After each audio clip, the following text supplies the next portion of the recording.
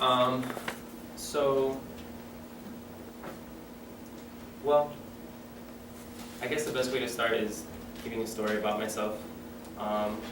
Prior to maybe a couple years before graduating college, I had no idea what I wanted to do with my life. I had no idea who I was.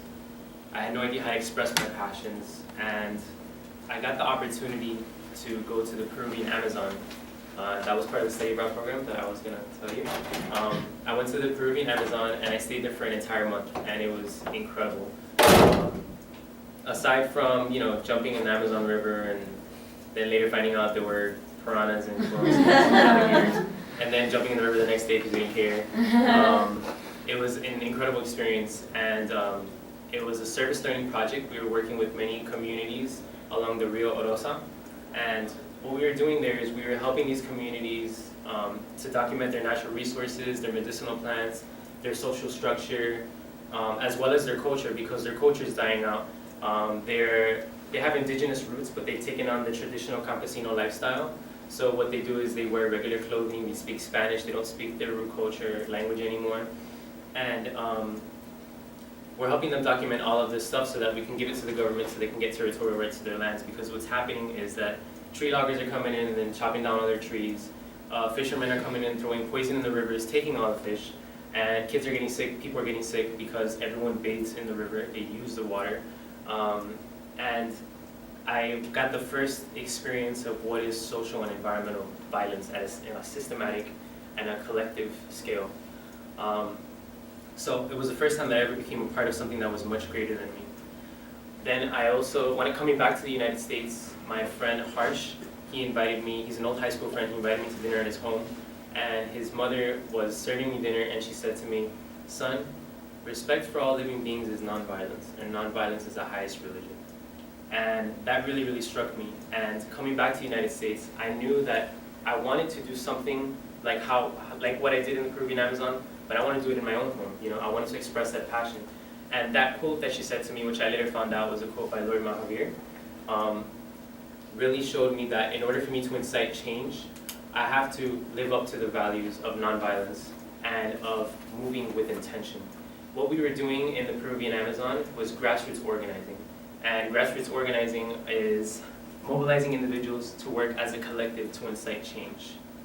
So when I was here, I said, how can I do what I was doing in the Peruvian Amazon and apply it here in my own country? And I immediately got involved in the environmental movement.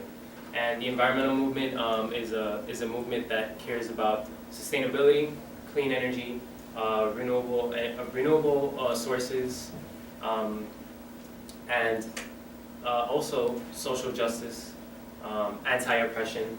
You learn about power and privilege. You learn about all these different things. And I knew that in order for me to change the way I thought, the way I lived, I had to change everything about myself. And so I've been a vegetarian for over 2 years now.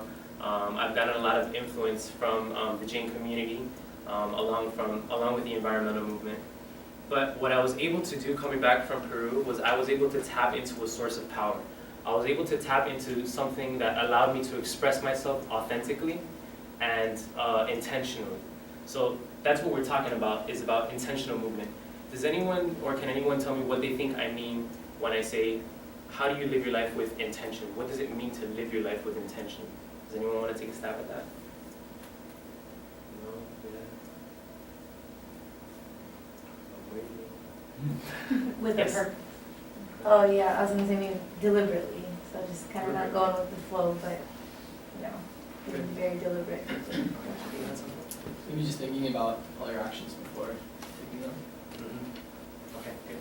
Maybe like have a conviction of what you want to do and then afterwards work towards making sure that happens. Powerful words. Did you have something? I was going to say mindfulness. Mindfulness. Good. I like that word too. All right, so, and as leaders, why is it important? Why is it important as leaders to move with intention? In fact, if we're not living with intention, are we really living at all? So what does it mean to actually live? Now when we think about that, there's a difference between intentional movement and habitual movement. And I'm going to be talking about that difference in a second.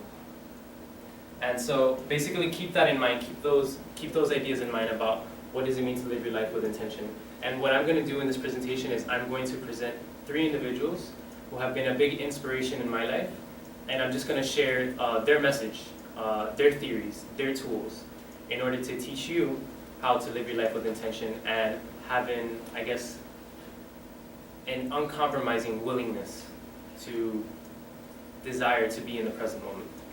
Because in order for you to actually make change and tap into intentional movement, you have to tap into what you have, which is always here, now. So, the first person I want to talk about, her name is Rachel Stevens. And actually, the term intentional movement was a term that she came up with, which is why I'm presenting it. Rachel Stevens is also a recent graduate from Florida International University. She received her bachelor's degree in political science, and she received her certificate in spirituality. She's done different forms of yoga for 2 or 3 years, and she's also a Florida organizer, campaigner for clean energy and for sustainability. And she also happens to be my girlfriend. So, yeah. So I'm kind of presenting this so you can see how much more cool she is than me. Basically, she defines intentional movement, as I call it, is the conscious physical, emotional, and mental movement that requires complete awareness invested into the transitions between goals as well as the goals themselves. So the process is just as important as reaching the goal. And what she's doing is, she wrote her undergrad thesis called Transcendence in Resistance, Intentional Movement in Yoga and Civil Disobedience. She did something very unique. She believes that the basis and the foundation of yoga and civil disobedience is rooted in intentional movement. So she's basically making the claim that intentional movement is what we need in order to become liberated with regards to yoga, and in order to have freedom with regards to civil justice, civil disobedience. So, and the process of intentional movement is liberating in itself. So when we think about liberation, when we think about freedom, we think of, oh yeah, that moment when I have like that spark of enlightenment, that moment when all of a sudden everything is dissolved and I'm just like free. Or, oh, that moment when we finally get our like human rights, that moment when like all of these laws get passed and then everyone is treated equally. That's not the aim of intentional movement. It's part of it. But the aim of intentional movement first is to embody it. So when we look at intentional movement, it's the actual process. It's the, I am going to do this right now. I'm going to give you an example here. But before I give you that example, I want to talk about the difference between intentional movement and habitual movement in order for you to get a clear idea of it. And she defines habitual movement as being bound by the circumstances and senses which dictate a person's behavior, from physical movement to thought processes. However, intentional movement, on the other hand, requires an analysis of our habitual behavior and thought process that initiates a radical reordering of the mind, reflected in the changing behavior of the person. So, in yoga, as it is in civil disobedience, what it is basically is about challenging our personal and collective narratives. It's about challenging our story. Intentional movement is about asking, why do I think the way that I think? Why do I believe in what I believe in? Really challenging the power structure of your story, the definition, the identity that you carry. And it's about the identities that, it's about challenging the identities that you have imposed upon yourself and that others have imposed upon you.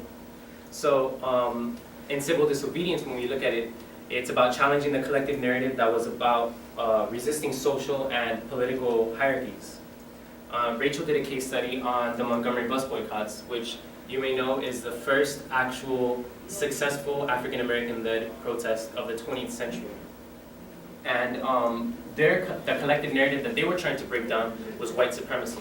So when we look at, for example, Rosa Parks, who decided not to get up off her seat, she did that many times prior to that. It wasn't just one instance. It was a consistent, persistent resistance to the collective narrative.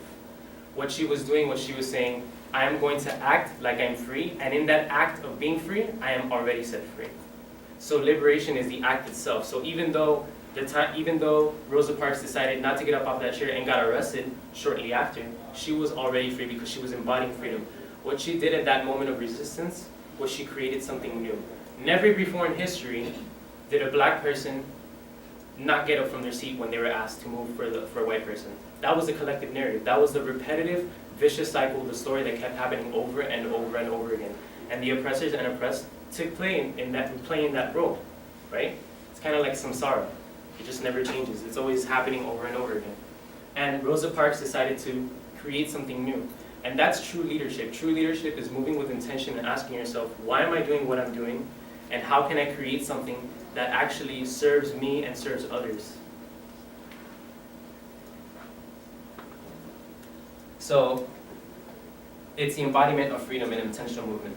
And in essence, it's about challenging conditioned mind patterns in order to create more space inside of you, and it's space that allows creative power to flow. So keep this theory in mind as we go along the final two people that I'm going to be talking about, and you'll be able to see how they all kind of mesh in, they all blend in, and it's also going to resonate with you, and it's going to feel familiar to you because the teachings of Rachel Stevens and the following two people is very reflective of Jain ethics. It's very reflective of Jain principles. So I may or may not mention them whenever I'm talking about it. I may mention how it applies to this particular Jain ethic, but you will be able to notice it immediately. So the next person is Don Miguel Ruiz. Has anyone heard of Don Miguel Ruiz? He's very famous. Nobody? Okay. One person. Okay, cool. Yeah, he's a best-selling author of the 4 Agreements, as well as the 5th Agreement, and the Voice of Knowledge, and the Mastery of Love.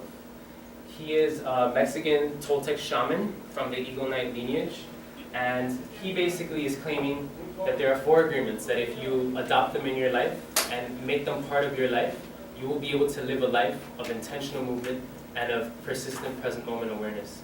A life of freedom, basically. And it's so simple. I'm sure you've already read them, but I'll just go over it. Be impeccable with your word, don't take anything personally, don't make assumptions, always do your best. It sounds so simple. That's because it is, and that's because it isn't. Because in theory, it's very simple to think about these agreements, but in practice, not so much. We take everything personally. A lot of times we're not impeccable with our word. We're always assuming things, and this is definitely a generation of royal procrastinators. That's why I did this presentation like 2 days before. We're gonna go step by step with each agreement so you can see how these agreements embody freedom, embody awareness, embody intentional movement. But before I do that, I need to explain to you what a Toltec is. And the Toltec is a Nahuatl word for artist. It is an artist of life, someone who is aware that every moment of their life is an act of creation. It is someone who takes responsibility for their art, a spiritual warrior. Now the word Toltec, meaning artist, the difference between an artist and the difference between a Toltec and a regular person is that a Toltec, here it is, takes responsibility for their art. They are aware of what they are creating. In every moment of our lives, every single moment, we are creating something in the form of a thought, a word, or an action. Whether we are aware of it or not, we are creating something. And a lot of people don't think that. They move habitually. But we are the creative force, and it begins with the things that we say to each other and the things that we do for each other.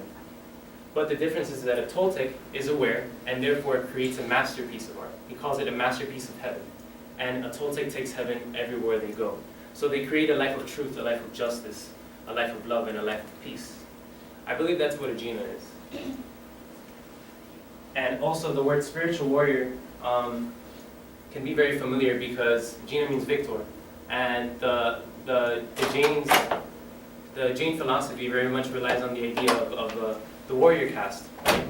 So it's about challenging. It used to be an external battle, but now it's an internal battle. You're fighting against attachment. You're fighting against different forms of oppression inside your personal and collective narratives. So these are the 4 agreements. So we're going to go with the first one. Be impeccable with your word. Speak with integrity. Say only what you mean. Avoid using the word to speak against yourself or to gossip about others. Use the power of your word in the direction of truth and love. So can anyone tell me why do you think he's using the word impeccable? What do you think he means by the word impeccable?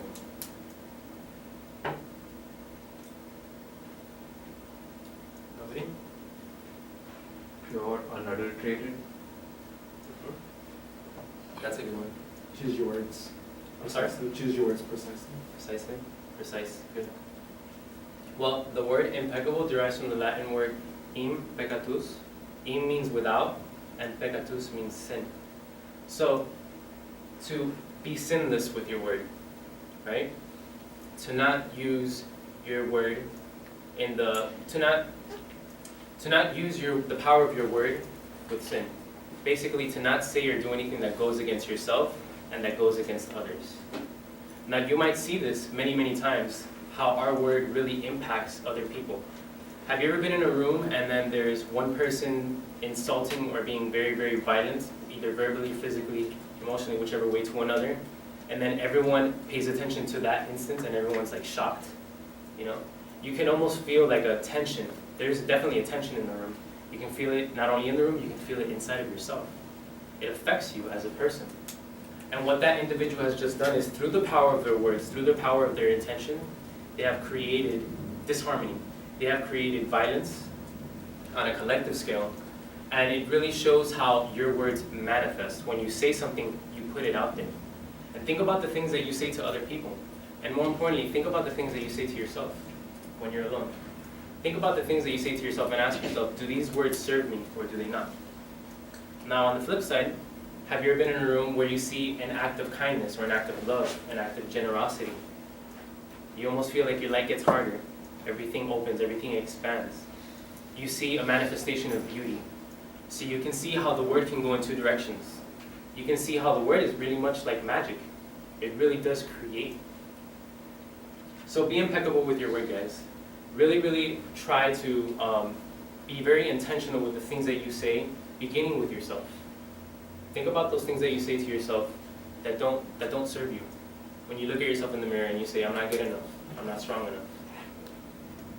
Think about that. The only reason why the only reason why you say that to yourself is because you agreed at one point in your life that that's truth, and that's why you keep repeating it over and over again. Being impeccable with your word is about being able to question that and being able to say, to be able to disassociate yourself from that thought and say, do I really think, is that really true? How do I know that that is absolutely true? And then choosing intentionally to agree with it or not. And if you decide that you intentionally choose to agree with it, yeah, you're right, I'm not good enough, well, at least intentionally you chose to. But for the most part, they don't serve us, and for the most part, it's habitual. It's not intentional. The second one is don't take anything personally. Nothing others do is because of you. What others say and do is a projection of their own reality. When you're immune to the opinions and actions of others, you won't be a victim of needless suffering. Now this is really interesting because I just finished talking about how the things that others say, people say, affect you. But now it's telling you not to take it personally. So how can you have a will strong enough to not be affected by violence?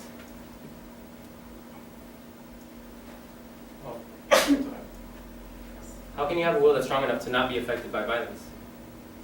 Well, when you're in a room and you see someone who is insulting another person, if your will is strong enough, you'll be able to feel compassion for the individual that's being hurt. And if your will is even stronger, you'll be able to feel compassion for the individual that's causing the hurt. Because that person is also carrying a story, is also carrying a narrative, and it's also carrying some kind of pain. So to not take anything personally, I think is more so like having respect and compassion for what is for individuals and the story that they're creating for themselves. I'm going to give you a really good analogy. Imagine that you are at a cinema and there's a bunch of movie theaters, right? And you're walking down the aisle and you're looking at the different movie theaters, the titles, and then you see one that has your name on it. It's the movie of you. You say, oh, that's so cool. I want to go watch the movie of me. So you go inside and you sit down, and there's the movie playing. You're watching it from an objective point of view. You can see what you think about yourself. You can see what you think about others, or you can hear it rather. You see your mom, you see your dad, you see your brother, your sister, your loved ones. You see the way you think about the world. It's your movie. And you say, okay, well, this is my movie, cool. Then you walk out, and then you see the movie of your mom.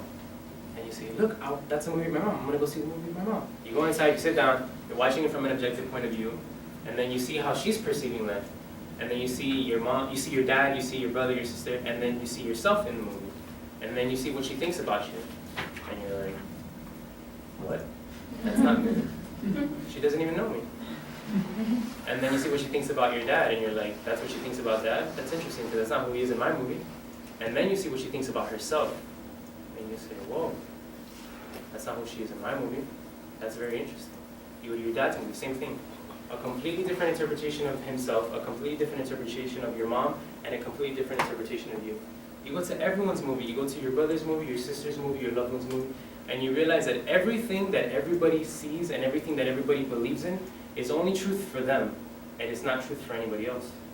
and you go back to your own movie and you realize something very interesting, that everything that you believe in is only truth because you agree with it. But it's just made up, like the boogeyman. The truth is relative, it's not absolute. It's only relative, anekantha, right? So with this new point of view, how can you take anything personally? With this new point of view, how can you take anything personally if you can see now clearly that everybody is too busy dreaming their own dream, living their own life, and they're the main actor of their movie, and they're also the producer and the writer, because they're explaining to themselves what they perceive about you and what they perceive about others. It doesn't matter how much you try and throw yourself out there and explain to the world who you are and what you believe in, people are still going to get distorted messages about you, and they're still going to understand you from their own point of view. So it really initiates tolerance and compassion for individuals. The third one is don't make assumptions. Find the courage to ask questions and express what you really want. Communicate with others as clearly as you can to avoid misunderstandings, sadness, and drama. With just this one agreement, you can completely transform your life. My favorite agreement is don't take anything personally. Don Miguel Ruiz believes that the most powerful one is always do your best. And the reason why is because he says that it's the one that applies to taking action. If you don't take action, then this is just philosophical mumbo jumbo, you know? But don't take assumptions is directly related to taking things personally and being impeccable with your word. Because if you're not impeccable with your word and if you're taking everything personally, what are you doing? You're making assumptions about everything. We make assumptions about mom and dad, what we think about what we think they're thinking about us. We make assumptions about that new professor's class that you're going to be taking. We make assumptions about particular instances, the famous what if that we ask ourselves every single day. It's just a fantasy that we keep going over in our head. We're always taking assumptions. So what we're doing is we're not being impeccable with our word, and we're taking absolutely everything personally.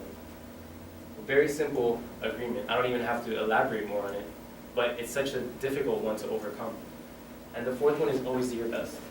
Your best is going to change from moment to moment. It will be different when you're healthy as opposed to sick. Under any circumstance, simply do your best and you will avoid self-judgment, self-abuse, and regret. If you're able to work on each of these agreements, what you're going to do is you're going to be able to live a life of intention and a life of freedom.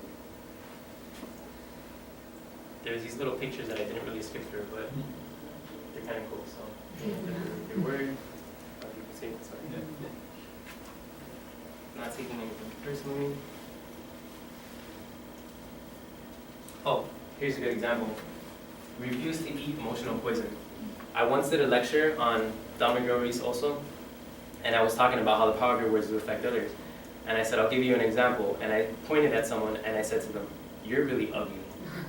And everyone was like, and I was like, how does it make you feel? And she was like shit. And I was like, but you see, what I have just done is I have thrown my emotional poison at you. I've just thrown my garbage at you.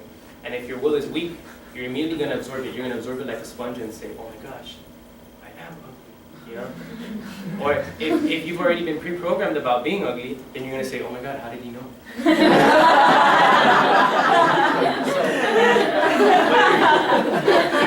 It really does show how our words manifest and our words create. And just like that, just like magic, I have created an ugly person. It's true. That's really how it works. But now if I say, you're so beautiful, right? If your will is weak, because you already believe that you're ugly, you can say, what are you, crazy? I'm ugly. No, don't call me beautiful. My whole life people have been telling me that I'm not beautiful. How could you say that about me? And if your will is strong and you already know that you're beautiful, you'll say thank you. And if you don't need my compliment, you can say, gee, thanks. I already know that I'm beautiful. So refuse to eat emotional poison. Don't take anything personally. Don't make assumptions. Discern the truth. And always do your best. This is my favorite picture. And the reason why I like this picture is because it embodies persistent freedom. That little girl is doing her best. She doesn't care that she's in a wheelchair. She doesn't care that she can't be standing up. She's just doing her best. And therefore, because she's doing her best, she's not judging herself. She's not making herself feel bad. She doesn't pity herself. People might pity her, but she doesn't. She loves herself completely. That is the embodiment of doing your best. And you know what? That is the embodiment of freedom. I think this picture could be very synonymous with what What is the image of enlightenment to me? So, in all cases and in all situations, always do your best. Even if you haven't reached your goal, doing your best is freedom in itself. So even if you got a B plus and not an A, even if you got second place and not first, even if you didn't get that job, if you did your best, how can you judge yourself? But the problem is we don't do our best. That's why we judge ourselves. The problem is we always wait till the last minute. The problem is that we always are not consistent with our goals and we don't really try our best. We're always just half-assing. That's the perfect word for it. And so therefore, we have a reason to judge ourselves. Now we have a reason to punish ourselves. Now we have a reason to make ourselves feel guilty.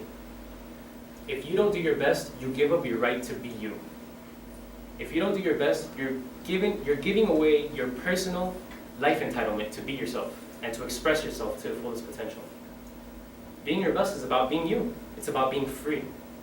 So in all cases, simply do your best. You won't judge yourself if you get second place or a B plus because you say, hey, I gave it all I could. That's what it means to live your life with intention. It's to going at it 100%. Okay. The last person, has anyone heard of Eckhart Tolle? There's actually a book in Lost and Found. I saw it. It's A New Earth. It's called A New Earth. You should definitely run and grab it. Eckhart Tolle, I've been reading his book for maybe 6 or 7 years now. He's been the greatest inspiration to me. He has 2 best-selling author books, The Power of Now and A New Earth, Awakening to Your Life's Purpose. This man is the closest thing that I have come to see on this planet to date, on our present time. There have been many like him, males and females before, and I'm sure there will be many like him to come. The closest thing that I've seen on this planet is a living master. And his book definitely embodies freedom, embodies truth, and you can feel the power in the words when you're reading the actual book. And so I figured that using this individual to complement Don Miguel Ruiz and Rachel Stevens kind of seals the deal for it. Because when we're talking about intentional movement, we're obviously also talking about the present moment. Oh, I have plenty of time. I'm going really fast. Sorry, guys. Okay, so this is a quote. There was never a time when your life was not now, nor will there ever be. Truly, life is inseparable from the now. In essence, you are only ever this moment. Eckhart Tolle makes a very interesting claim that intentional movement is present moment, present awareness itself. So, what is he talking about when he's talking about the present moment? What do you think he's talking about? When he's talking about the present moment? No. Now? Like right now? Yeah. This Or moment. like the one that just passed? No. No. Now or now? Or now? It keeps changing. It's always changing, right? But at the same time, it's changing and it's impermanent and yet it's eternal. It's kind of like a paradox. That the only thing that there ever is the present moment. So this moment and this moment, they're one. There's really no such thing as past, and there's really no such thing as future. Because the past only arises in the present moment, and the future only comes as the present moment. So it's not really a linear thing, it's a horizontal thing. So freedom is to be able to access that horizontal. It's about being able to tap into the present moment. Life itself only exists in the space of the present moment. You can't find life anywhere else. Have you ever found life in the past or in the future? Has it ever existed in the past or the future? Maybe in a history book. We don't have history books for the future because they're not history yet. But other than that, life is always just now. So now that you know that the only place that you can access and tap into life is right now, what are you going to do with that? What are you going to do with this moment, which is the only thing that you have? We're always waiting for something to come into our lives. Not only are we always waiting for something to come into our lives, but we just can't wait until something is over. I used to tell myself, oh, I just can't wait until I get out of high school. I can't wait till I get my car. I can't wait till I leave my house. I can't wait till I graduate from college. Now it's, oh, I can't wait till I get that job. Oh, I can't wait till I get that promotion. Oh my gosh, I can't wait until I retire. I can't wait till my kids leave the house. Oh, I just can't wait until I die. We're always waiting. We're never content with now, which is the only thing there is. We resist the only thing that exists. We resist life, which is the present moment. Isn't that kind of insane? That's kind of crazy when you think about it. How can we resist what we are? We are the present moment. I, in essence, am the now. And so are you. I, in essence, am intentional movement. And so are you. That is all we ever are. That's all we ever have, and that's all we ever will have is this moment. So what will you do with this moment? I recommend mini meditations. A lot of times we don't have time to sit down or live in an ashram for 20 years. We live in a society where this is reality. We have to live in this world and move in this world. I have a watch. Just because I have a watch doesn't mean that I don't live in the present moment. I'm not talking about getting rid of time, this kind of time. I'm talking about getting rid of psychological time. The time that's in your head that's saying, what if, what if, what if? The time that's in your head that's making assumptions and taking everything personally. The time that's in your head that's talking about how this person hurt you 10 years ago. The time that's in your head that's talking about how you really hope this doesn't happen to you. When I'm saying get rid of time, that's the time that I'm talking about, psychological time. There's nothing wrong with planning ahead. If it weren't for time, I wouldn't be here right now. If it weren't for time, I would have not caught that flight over to Washington, D.C. So you can use time, and then when you're finished doing what you're doing, simply come back to this moment. Be with yourself again. Inhabit yourself again. We're always up here. We're never in the body. And that's what we're going to talk about now, is about body awareness, inner body awareness, using your body as an anchor of presence, using your body in order for you to tap into that source and live your life with intention. So mini meditation is the little activities you do throughout the day that can expand and reinforce presence if performed intentionally. Every moment is an opportunity to practice presence and live with intention, and it is the embodiment of freedom. So what do you think could be an example of a mini meditation?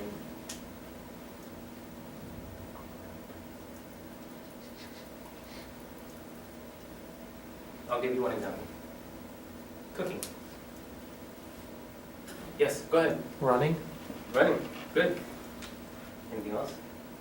Drawing. Drawing. Sleeping. Sleeping? Well, if you're awake, yeah. Anything. Even just sitting here listening to me can be used as a mini meditation. Some of your energy will be invested in being aware of your body, and some of your attention will be on the things that I'm saying. A mini meditation is basically using the power of the present moment to tap into focusing with all of your heart and being here and being compassionate. So cooking is an example. I'm going to go over a few other examples, but the truth is anything can be used as a mini meditation. What I'm trying to say is that meditation is a lifestyle. It's just about simply being and moving and moving in the direction of truth, which means living intentionally. So cooking. When you're cooking, don't think about how you had a bad day at work. You're cooking and you're not really paying attention to what you're doing. Some people cut their fingers because of that. You're cooking and you're thinking about this and you're thinking about that. You're in a bad mood. I'm pretty sure that, particularly in Eastern philosophy, but I'm sure in Jainism as well, you put your energy into what you do. So you receive bad karma in your food when you're having a bad time. So meditation is for you to focus on what you're doing, enjoy what you're doing, and realize that cooking is a form of art. Cooking is a form of art, just like running is a form of art, just like drawing is a form of art. Sleeping may not be a form of art. Just like speaking is a form of art. Right now, what I'm expressing is my art. It's art. Life is art, right? So cooking, pay attention to what you're doing, and if even better, cook with your partner, right? And then that's what you do after. Eating. So when you're eating, be there with your food. Have a relationship with your food. Really. What are we doing when we're eating? This is what we're doing when we're eating. Right? You're not even tasting the food, are you? We do that. Or watching TV, or reading a newspaper. Be there in the moment with what you're doing. Move with intention. Doing this is habitual movement. This is trained movement. This is domesticated movement. This is something that you've practiced over and over, and now it's just, you don't even think, you don't think twice. You don't think twice when you do this.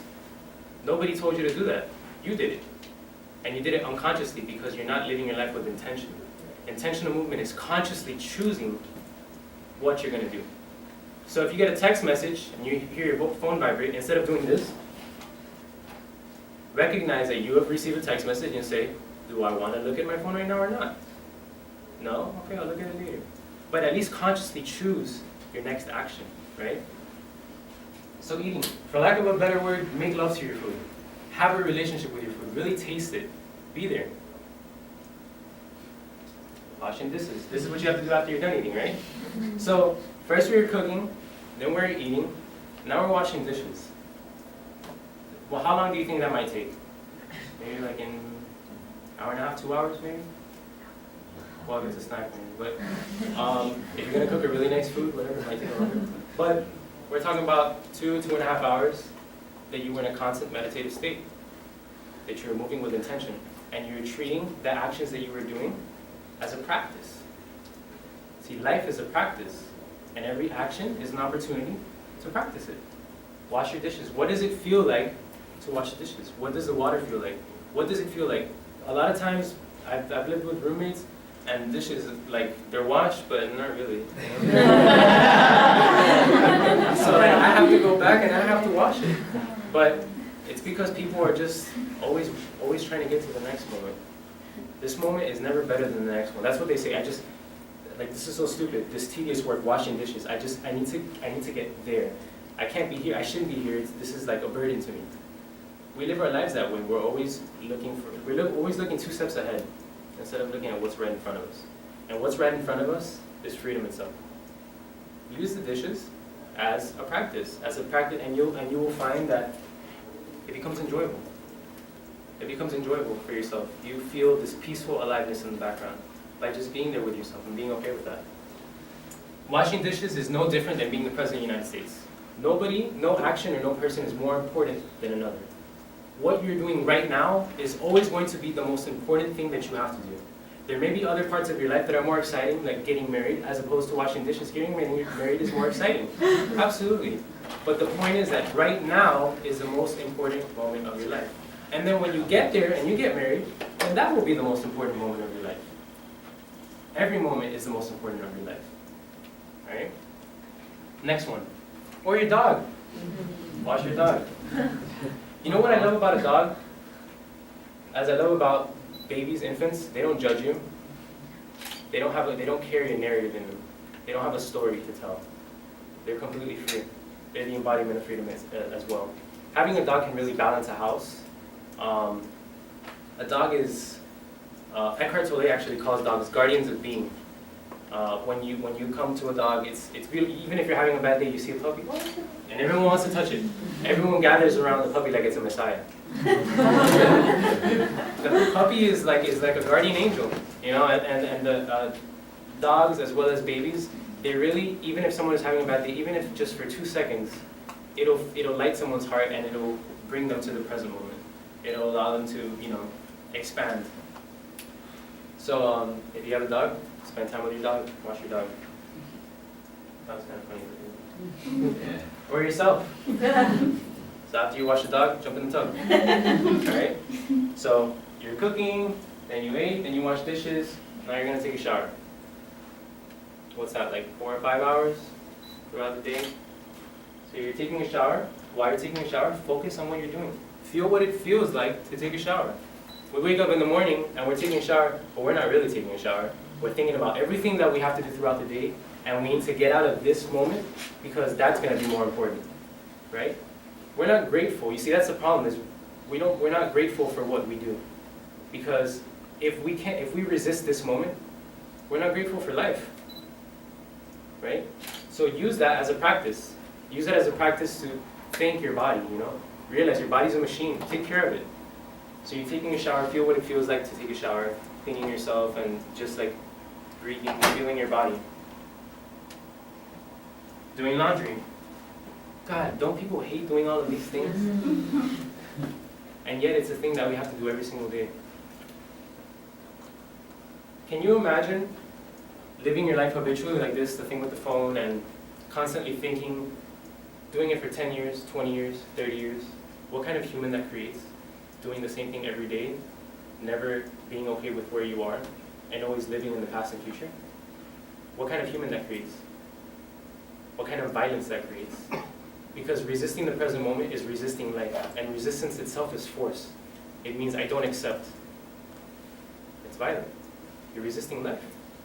So, doing laundry, which is something that everyone hates to do, and then folding the laundry, that's even worse. My laundry stays in the hamper after that.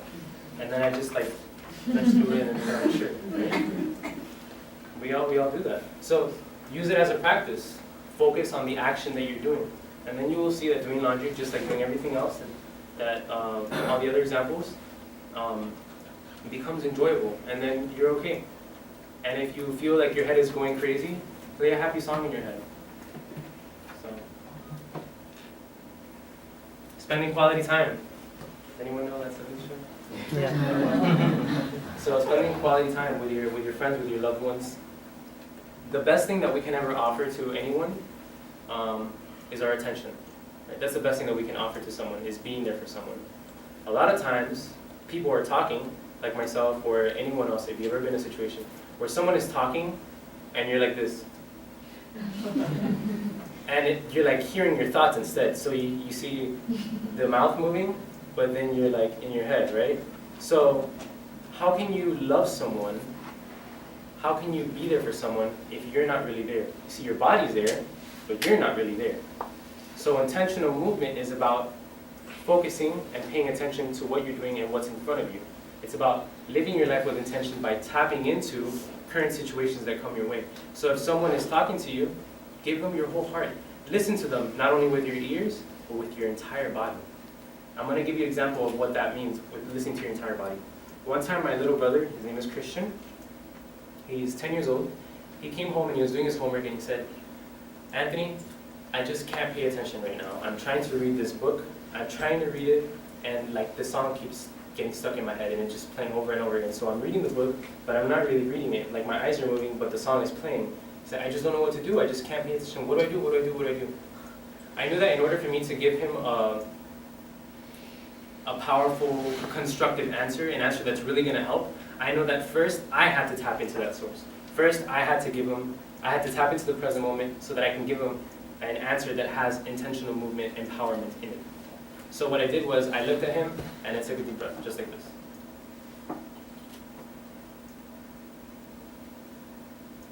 And then the room got really quiet, just like right now. And I said to him, what can you hear? Listen. Listen. And he says, well, I can hear the computer. And I said, good. What else can you hear? He was quiet for a second. And then he said, I can hear the air conditioner. And I said, okay, go more deeper. What else can you hear? I can hear water drops in the sink. I said, good. I was like, what can't you hear? And he said, oh my gosh, the song is gone. The song is gone. He started freaking out, and I was like, oh crap, what did I just do? And it was really cool because it was a moment of creation that I had no idea what I was doing. I was able to solve this problem without giving him some kind of lecture. All I did was tap into the present moment and created something very powerful. And I said, good. So now that the song is gone, right, go back to reading your book, and every time you feel that you're not paying attention, take a deep breath and listen to your surroundings and pay attention, be here. So presence begins with, first, I would say take a deep breath. People like steps, so I'll go step one, take a deep breath, right? After you're done taking a deep breath, sense perception, step two. Start focusing on sense perceptions. It really helps if you have your eyes closed when you're doing sense perceptions because it always begins with the ears. The first sense that we ever learn as infants is hearing, auditory. So if you can't pay attention, you'll sit down and take a deep breath, keep your eyes closed for a second, and start becoming aware of the sounds that are going on around you. And then after a while, when you realize that your mind has settled a little bit, there's been a reduction of thought, a reduction of repetitive mind chatter, then open your eyes and then start looking around the room and look at different objects in the room. It would be helpful if you don't look at objects that have words on them because once you have a word on, then you'll start thinking, right? It could be anything from a cup to a plant. And try to look at the object without labeling it or interpreting it. So it allows you to be fully present, fully aware. And then once you've tapped into that, do what you need to do, move with intention. So, spending quality time. And the last one is my favorite, just sitting around being you. The final thing, the thing about this actually is that one of the biggest challenges we have as humans is chronic boredom, right? We just can't wait. Like we're always just like, you know, fidgeting, like I'm so bored, this is so boring. I don't want to be here right now. Or if we're waiting in line, we're bored about something. Whatever it is, we're always bored. So we're always resisting life, we're always resisting the moment. Being bored is a condition of not being okay with yourself. You're not comfortable being alone by yourself. Isn't that interesting that the only person that's going to be in your life 100% of the time, you cannot stand? It's basically hell, you know? It's the exact opposite of what heaven on earth would look like, what paradise looks like. We cannot stand life, we cannot stand what the only thing exists in the present moment, and now we can't even stand ourselves, which is life in the present moment. So take the time to sit around and be yourself. Turn off your electronic devices, sit down somewhere, and just be okay with yourself for a second. If need be, talk to yourself for a second, and then be okay with yourself and tap into the present moment. So,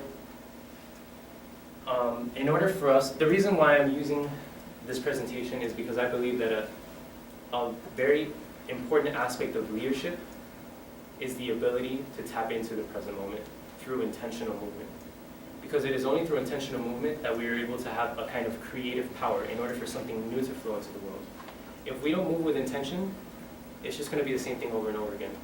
And leadership is about doing something new and doing something that will serve you and that will serve others. So move with intention in your life as future leaders. Use that and use these tools. Use Don Miguel Ruiz's tools. If you didn't take notes, I hope you remember. Be impeccable with your word. Don't make assumptions. Don't take anything personally. Always do your best. Know what intentional movement is, what it is like to live in the present moment. And realize that we need to be conscious creators. And we need to be conscious creators so that we're not destroying our planet and therefore ourselves. And I believe that that is true leadership and that is true freedom. Thank you.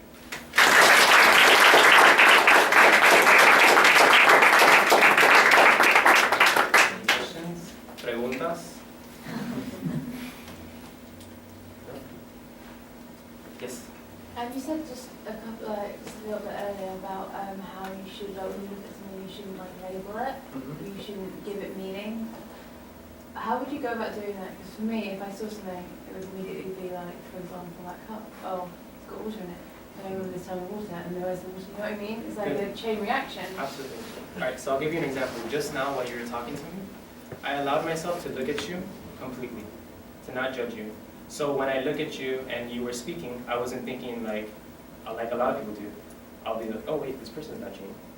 Oh wait, this person has a British accent. Oh, this and that, this and that. That's the labeling that I'm talking about, the interpretation that while you're speaking, my head is somewhere else saying, oh look, this is who she is. No, don't listen to her, listen to me. That's what it's doing. It's kind of crazy.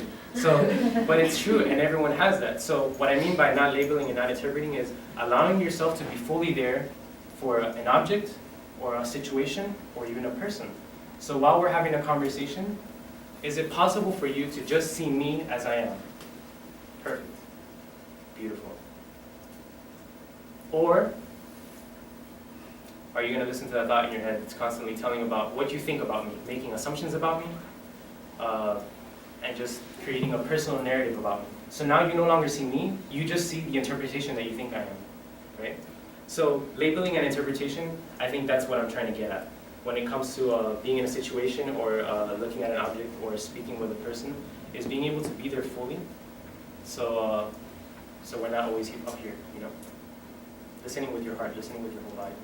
Oh, and last thing, I wanted to give you an idea about what it feels to access the inner body. So I just want to do a really quick exercise, just 30 seconds. I want everyone here to sit down and put your hands on your legs with your palms facing up, keeping them nicely open. And I want you to close your eyes. It's important that you close your eyes. And now it's important that you don't move your hands. Now listen to this question. Without opening your eyes and without moving your hands, how can you know for sure that your hands are still there? Without opening your eyes and without moving your hands, how can you know for sure that your hands are really there?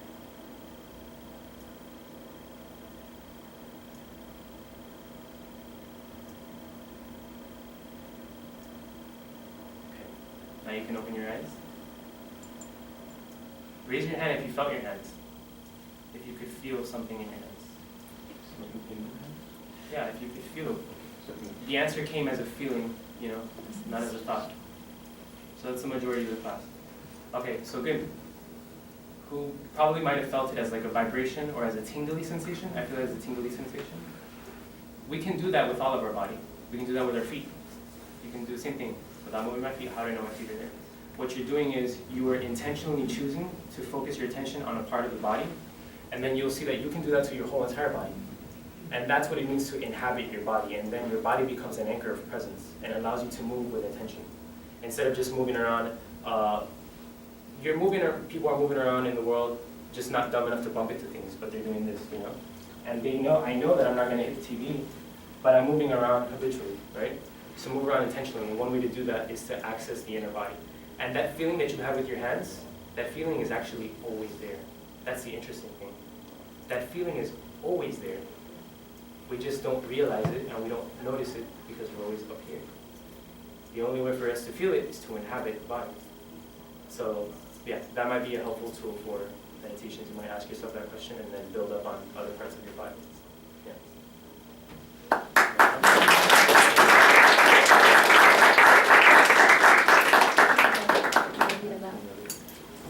All right, I think it's time to go, but